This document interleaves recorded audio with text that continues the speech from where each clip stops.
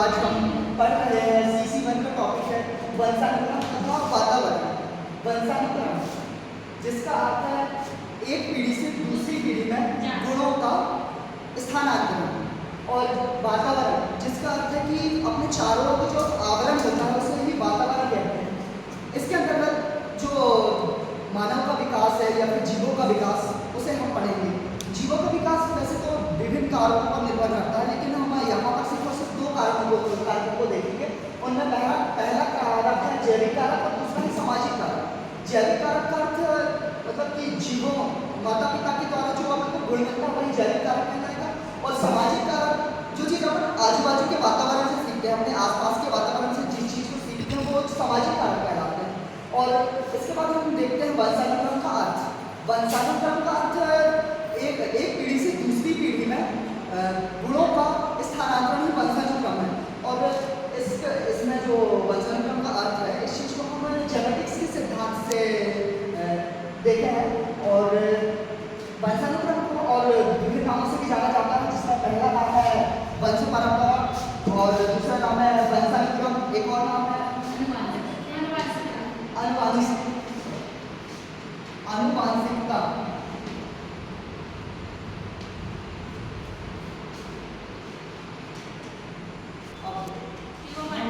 वंशानुक्रम की परिभाषाएं पढ़ेंगे जो कि विभिन्न मनोवैज्ञानिकों के द्वारा हमें दिया गया है।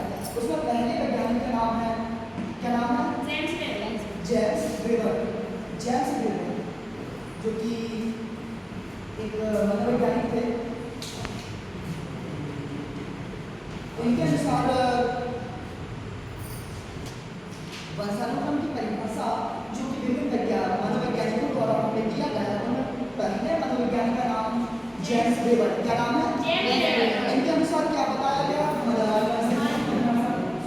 वंशानुक्रम की परिभाषा में? माता पिता से संतान में संप्रेषण का अर्थ है कि गुणों पर स्थानांतरण। संप्रेषण का गुणों का स्थानांतरण, जिसमें क्या होता है कि माता पिता के कुछ गुण जो होते हैं, कुछ गुण उसके बच्चों में जाते हैं, यही वंशानुक्रम है। और सेकेंड मनोविज्ञान का क्या नाम है?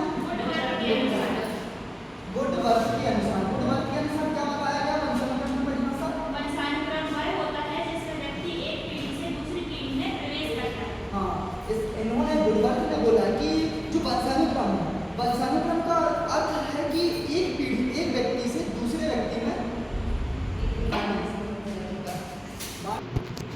हम वंशानुक्रम की परिभाषा पढ़ेंगे, जो कि पहली परिभाषा जेम्स वेबर के अनुसार। जेम्स वेबर ने क्या बताया है परिभाषा में? माता पिता से माता पिता से उनकी संतान में लक्षणों का संप्रेषण।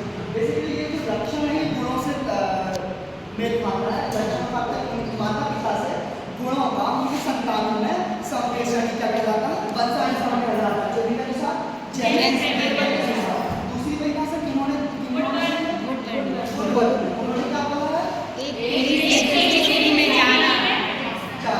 एक पीढ़ी से दूसरी पीढ़ी में ही जाना ही क्या कहलाता है? वंशानुक्रम कहलाता है। किनके अनुसार ये परिभाषा? इसके बाद तीसरी परिभाषा किसके अनुसार है? गुड के अनुसार।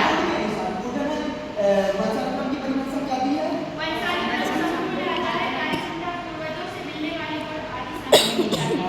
इसमें क्या कहा गया है कि जो वंशानुक्रम है वह पूर्वजों से मिलने वाली कार्यक्षमता और गुणों का संपूर्ण ढांचा ही क्या कहलाता है?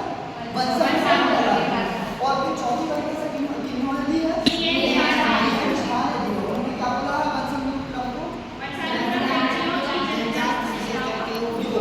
तो उनके अनुसार जो वंशानुक्रम है वह जन्मजात विशेषता, मतलब कि गुणों का क्या सम्मिलित रूप या फिर योग ही क्या कहलाता है? वंशानुक्रम कहलाता है। हम वंशानुक्रम की परिभाषा के बाद वंशानुक्रम के कुछ नियम बताए गए हैं हमारे मनोवैज्ञानिकों के द्वारा। उनमें से पहला नियम है समान से समान। क्या नियम है? नियम। और दूसरा नियम है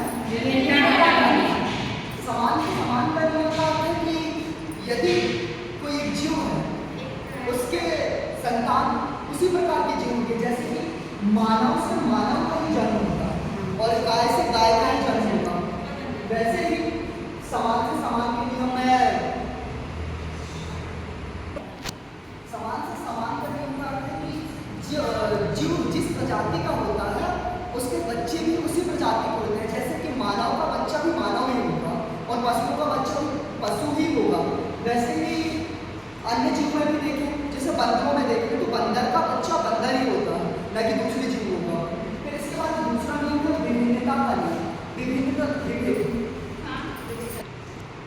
दूसरा नियम है विभिन्नता का नियम।